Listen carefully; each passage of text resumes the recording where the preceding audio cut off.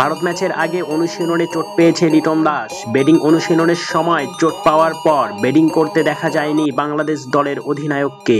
Team ম্যানেজমেন্টের পক্ষ থেকে অবশ্য বলা হয়েছে গুরুতর কিছু নয়। আগামী পরশু সুপার ফোরের পরের ম্যাচে মাঠে নামবে বাংলাদেশ ভারতের বিপক্ষে।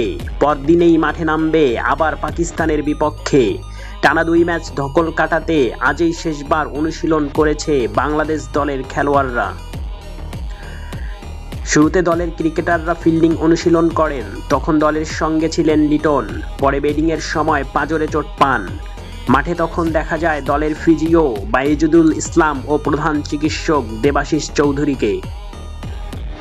এরপর বেঞ্চে বসেই দলের অনুশীলন দেখেছেন লিটন দাস। তখন তাকে বেশ হাসি মুখেই দেখা গেছে। দলের সঙ্গে পরে মাঠ ছেড়েছেন তিনি। চ্যানেলটি সাবস্ক্রাইব করে সাপোর্ট করবেন।